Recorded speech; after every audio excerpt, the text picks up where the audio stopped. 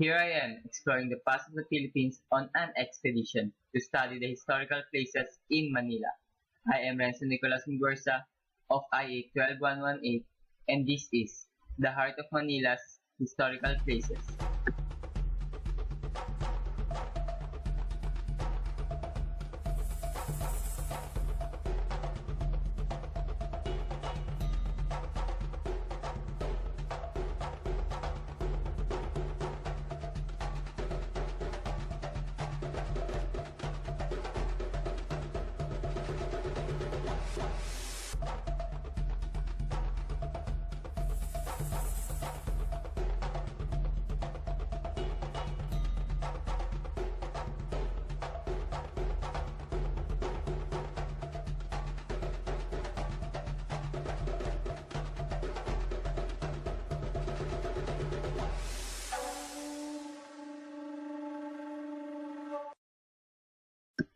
The site is guarded 24 hours a day, 7 days a week, by ceremonial soldiers known as Caballeros de Rizal.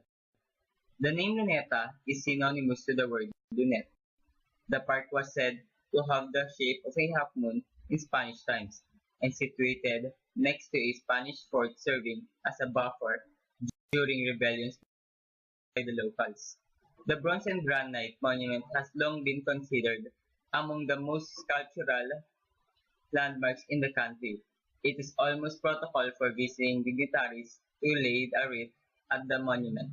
Located at the Luneta is not merely a statue of the national hero, but also the mausoleum that houses his remains. Both statue and mausoleum are located near the very spot where Rizal was executed.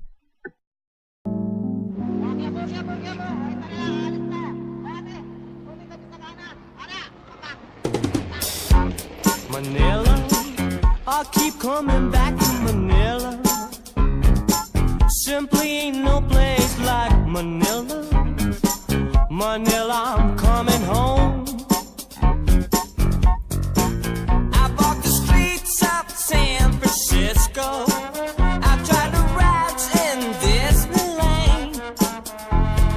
Dated a million girls in Sydney. Somehow I feel like I don't belong.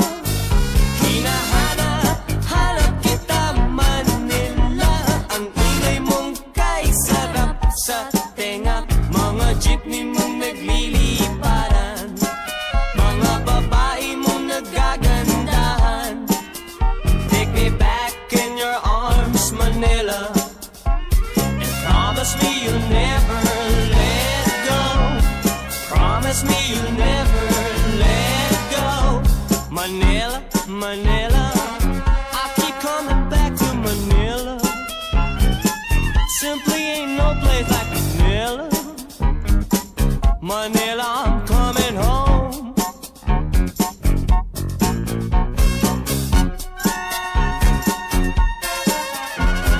I am now here at the National Museum. Come, follow me through my journey.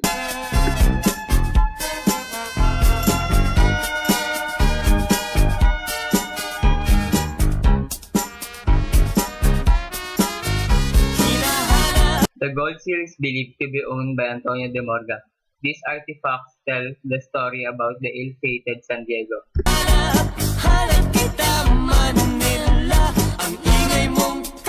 These artifacts were retrieved from the San Diego, which sank near Fortune Island in Batangas, in a sea battle against a Dutch flotilla commanded by Admiral Oliver Van Noy. Sa tenga, mga jeepney mong nagliliparan. Mga babae mong nagagandahan. Take me back in your arms, Manila, and promise me you'll never let go. Promise me you'll never let go. Manila, Manila, miss you like hell, Manila. No place in the world like Manila. I'm coming home to stay. The Manunggul jar is a unique Neolithic secondary burial jar with incised running scrolls, curvy linear designs, and impressed decorations, and painted with hematite, kalatagang ritual pot. The pot was recovered in Mang Tomas Archaeological Site.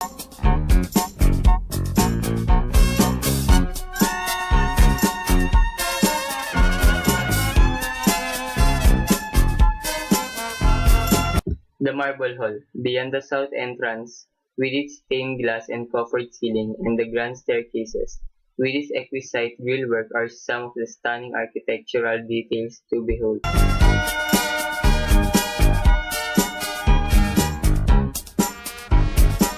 The Bhutan boat is an edge-peg plank-type boat. The planks were made from hardwood like the ongon, built to withstand long-distance voyages. The boat can seat 25 people. Early merchants purchased goods from foreign traders and sailed the small waterways, distributing the commodities to remote communities in the archipelago. Hinahanap kita Manila. Dr. Jose Pirizal, ethnographer. Ang ingay mong kay sarap sa tenga. Mga jeepney mong The museum's collection in this exhibit hall is so massive that first-time visitors can miss the artifacts from the various cultural communities, such as the ulo di Cao, an ifugao headdress made from the beak of an hornbill, collected by famous anthropologist Alfred Bayer in 1914.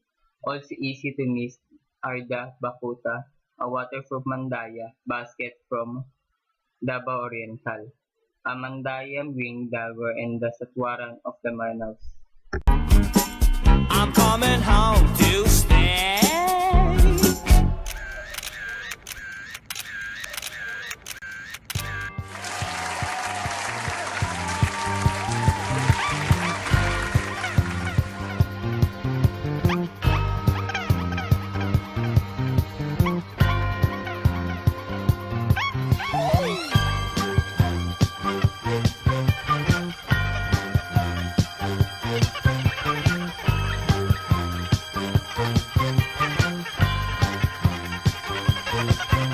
Sinong magsasabing ako'y masaya na walang problema nadarama sa bawat hakbang ng aking daan? Laging mayroong nobya, laging may problema. Kung sa pakabalan lamang naman, di sinasadyang ako ay ganyan.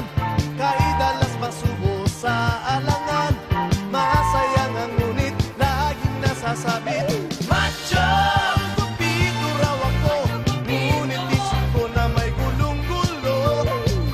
Mikasa Sukasa, Bamanos! Dito raw ako, di nagigiliwan dahil may pangalan.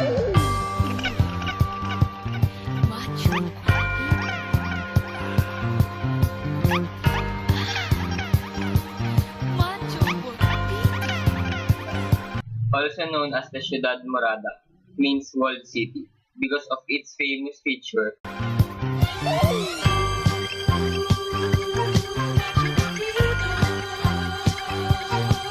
Construction of the defensive walls was started by the Spanish colonial government in the late 16th century to protect the city from foreign invasions. The 0.67 square kilometer walled city was originally located along the shore of the Manila Bay, south of the entrance to Pasig River. Guarding the old city is Fort Santiago, a citadel located at the mouth of the river. Land reclamation during the early 20th century subsequently obscured the walls and fort from the bay.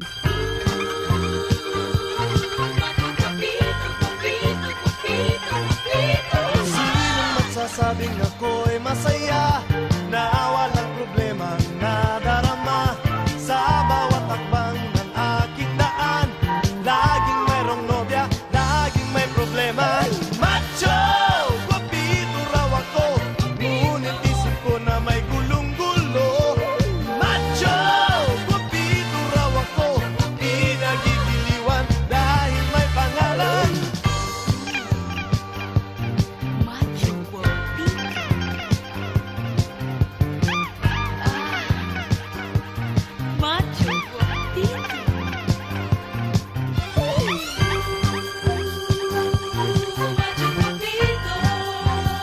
Intramuros, in Latin within the walls, is the historic center and oldest district of Manila, the capital city of the Philippines.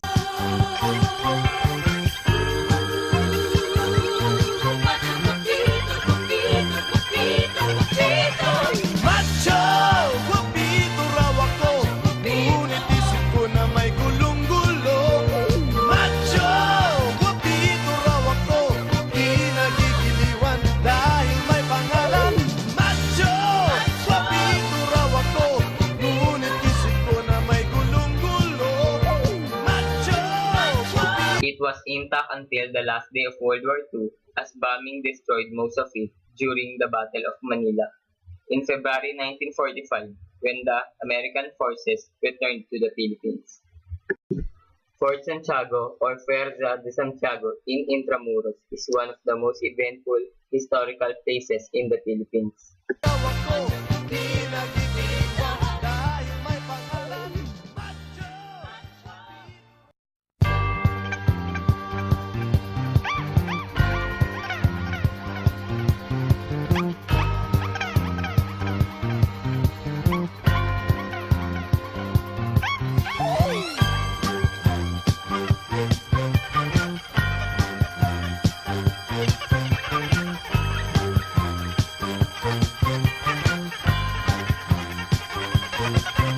Sinong magsasabing ako'y masaya na walang problema nadarama sa bawat hakbang ng aking daan? Laging mayroong nobya, laging may problema. El Filibusterismo, also known by its English alternate title The Reign of Greed, is the second novel written by Philippine national hero Jose Rizal. It is the sequel to Noli Me Tangere, and like the first book was written in Spanish. It was published in 1891. Noli Me Tangere is a novel written by Jose Rizal, the national hero of the Philippines during the colonization of the country by Spain to expose the inequities of the Spanish Catholic priests and the ruling government. It led the revolution. Laging may problema The Baluarte de Santa Barbara. kung sa pakabalan lamang naman. Di sinasadyang ako ay The furniture and furnishing of an exhibit were donated to the Philippine government by Trinidad Rizal, the unmarried sister of Jose Rizal, to whom the food warmer containing the legendary valedictory poem was handed over. Also on display are furniture pieces used by Rizals during their exile in Hong Kong. The sofa, wash basin, and stand were used by Rizal in his clinic in Hong Kong. ganyan, kay dalas masubo sa alangan. Masayang ang ngunit, laging nasasabit. A piece of Jose Rizal's vertebra is displayed in a glass urn. Closer look at the piece of vertebra reveals a crack, or a chief portion believed to be where the bullet from the firing squad hit Rizal on December 30, 1896. Furniture used in a house is an indication of the occupant's social status and lifestyle. These Rizaliana furniture pieces, though not all ornate or opulent, reveal a well-to-do family. The hardwood and rattan furniture had tapered forms, simplified curves, and dainty weaves. They were modest but utilitarian, simple but elegant. The furniture pieces, both large and small, had solidity and restful elegance. The furniture harmonized in a house of comfortable sufficiency, simplicity, and integrity. Guwapito raw ako, ngunit isip ko na may gulong-gulo. Intramuros is the oldest district and historic core of Manila, the capital of the Philippines, known as the Walled City. The original fortified city of Manila was seat of the Spanish government during the Spanish colonial period. The walled part of Manila was called Intramuros, which is Latin for within the walls. Districts beyond the walls were referred as the Extramuros of Manila, meaning outside the walls. Macho!